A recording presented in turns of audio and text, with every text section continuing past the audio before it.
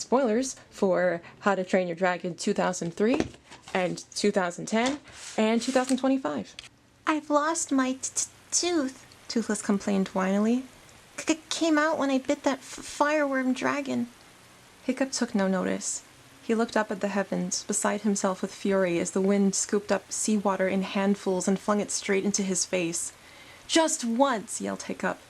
"Why couldn't you let me be a hero just once? I didn't want anything amazing, just to pass this test so I could become a proper Viking like everybody else." Thor's thunder boomed and crackled above him blackly. "Okay then!" screamed Hiccup. "Hit me with your lightning!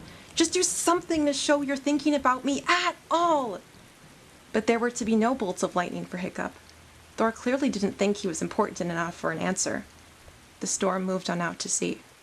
Hiccup was watching the burning ship, tears pouring down his face. How to Train Your Dragon is the story of a Viking boy befriending a dragon and changing the world forever through love and friendship and also war. He exists in multiple forms. I give them different names because I consider them separate entities on separate timelines. For example, I don't consider the books canon to the movies, canon to the shows. Book Cup, from the original books, is fiery, sarcastic, and loudly emotional. Film Cup, from the original animated films, is gentle, witty, and very capable. Net Cup, from the animated series, is a traumatized warlord gnawing at the bars of his enclosure. Live Cup, from the 2025 film, is different. So I go home as Hiccup, I'm now Hiccup, I'm referred to as Hiccup, sometimes Sir Hiccup. He has wavy curly hair, he has an extremely unsubtle southern accent. Breakfast! Yeah, I'm gonna see you guys tomorrow. Yeah, I'm on it. And he has arguably the strongest neurodivergent coding of them all. Are you actually insane, or do you just act that way? Is there a third option? Yes! It's called ADHD! You have ADHD! Raw fear moves me, sons of enthusiasts. Life is just forever living dreams, never slowing down. My name is Tori, I have ADHD, and I'd like to talk about live-action Hiccup dragons as an ADHD-coded character. All the Hiccups can be ADHD-coded, you can headcanon all of them that way, and some of them can have these traits as well, but this is what I see in this particular Hiccup. Genuine, oddly specific evidence. 2 additions in the text. Are you actually insane, or do you just act that way? Is there a third option? You have something I don't. Something none of us have. In both cases, the thing is left unsaid because they don't have a word for it yet. Astrid recognizes what makes Hiccup different in a way neither of them can articulate. Then there's part of Hiccup's character bio on welcometoberg.com. Where'd it go? No! Wait! I'm looking. It's gone. No! Which I wisely archived in video form. He often masks his self-doubt with humor, using sarcasm as a shield against his feelings of inadequacy. Masking your heightened hurt feelings and sense of inadequacy from being the way that you are makes sense for a kid struggling with loneliness, sadness, and rejection. Hiccup masks around his dad and peers. He doesn't mask around Toothless, who fully accepts him. How Live Cup was played. What's the same? His wittiness, his sarcasm, his humor, and his awkwardness, just the way, he runs and he kind of bounces, and some of the mannerisms with how he speaks and his hands, and he's left-handed. And what's different? I really wanted to explore new areas and bring some new colors to Hiccup that we haven't seen before, like a kind of a sadness and a loneliness. His whole village casts him out, and his father kind of despises him, and he lost his mother at a very young age. He doesn't have very many friends except for Gobber. Just kind of what that would do to a kid, and it would bring some sadness. Emphasizing the physicality while adding that emotionality relates to ADHD in a multidimensional way. Neurodivergence is inherently isolating and different. Live Cup outwardly carries every source of isolation in his life. He feels different in a way he cannot fix, and he feels wrong for it. I'm none of those things. ADHD involves a neurochemical imbalance that can make us feel emotions really strongly and struggle to retain happiness. Mason's Hiccup looks so tired, but he has these spikes of energy and joy around Toothless. He captures physical traits along with emotional ones. In fact, they play into each other. One way this happens is through stimming. Stimming, in the neurodivergent sense, is repetitive self-regulatory behavior. ADHD stimming can be to cope with stress, discomfort, or to help focus. It can also be subconscious, for no reason at all, just a way to interact with the world. I don't know why Mason Sir Hiccup Tames made Hiccup stim more than I've ever seen in a live-action movie character. He tactile stims as a fundamental part of his characterization, closing and opening hands, tapping, squeezing things, feeling textures, all for a range of reasons. He expresses tension and anxiety through stimming when he's masking those feelings. When he's talking to Gobber, he opens and closes his left hand. When he's talking to Astrid, it's a similar thing. When he's waiting to enter the ring, he brushes the helmet in his hand over and over and over. You can see him kind of notice and try to stop, but he can't. It's how he processes these things. Whenever he's holding something he doesn't want to, he squeezes it or stims with a free hand. He stims when he's focused, unfocused, thinking. This happens not just out of boredom, but to process and express feelings. He expresses through his hands what he masks in his face. It's so weirdly nuanced and relatable, yet easy to miss. I've never seen any version of Hiccup that stims that much, and it matters a lot to me. Circumstantial proof. At some point, the actor hurt his hand for real, so there's visible red lines on his hand in multiple scenes. Hiccup has unexplained injuries then. I don't even know where these ones were from. For Hammer's face, they gave him a belt to carry his important things in front of him. It looks like a fanny pack. I wear one every day. As a modernizing choice, they gave him a hoodie. It makes sense for the infamously cold and rainy Burke.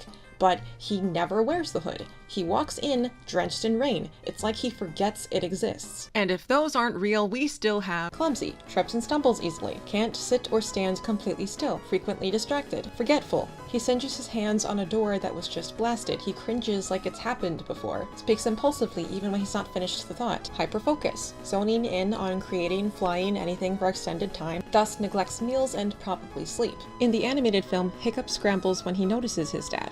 In the live-action film, Hiccup scrambles when he hears his dad. He has to be snapped out of it. Son! Me!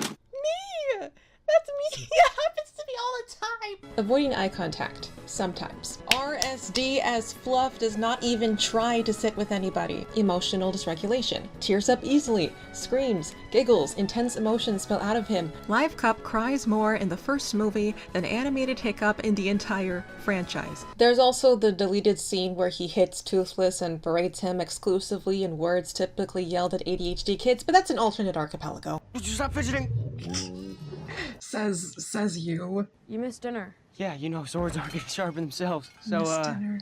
yeah. He doesn't eat. He just... All of this being an ADHD-coded depiction was unintentional.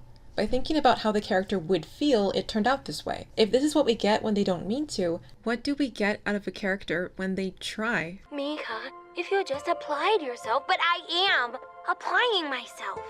It was absolutely my intention to make Luce neurodivergent, but back in 2016, 2017, when I was first working with that character, I had never heard that word before. Seeing it more and talking to people about it, yeah, Luce is absolutely neurodivergent. And people who see her with ADHD, yeah, she has ADHD. She learns a little differently. She's very visual, and she likes doing a lot of things at once. She's interested in a lot of things, and that's a boon to her. I actually think Live Cup pulls more from Book Cup than any other. The one that screams at the sky and cries for his best friend and desperately wants to be something different. That book was written in 2003.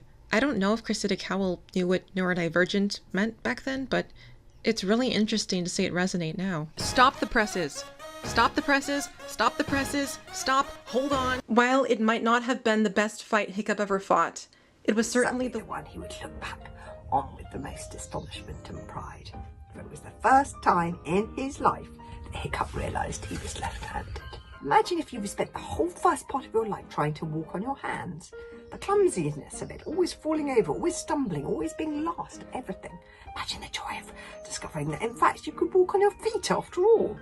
That is what it felt like to Hiccup fighting with his left hand for the first time. So exhilarating was the feeling that he was even starting to enjoy himself. He struggles with sword fighting, you know, like from the beginning. Like, he's just so bad at it, but he's not. You're just different. You just learn differently. You just do things differently. First of all, awesome as a left-handed person myself, but also allegorically, it just made me cry. The joy of it. Oh my gosh. When you were children's laureate, one of the things that you wanted to do is make sure that children, they all saw themselves represented in a book. Yes, yeah, that's incredibly important, I think, that children see children like themselves and think, oh, you know, I could be the hero of this story. I get so many children coming up to me and their parents saying that the character of Hiccup meant so much to my kid because Hiccup gets bullied and, you know, and children who are going through that, you know, need somebody to be their friend almost.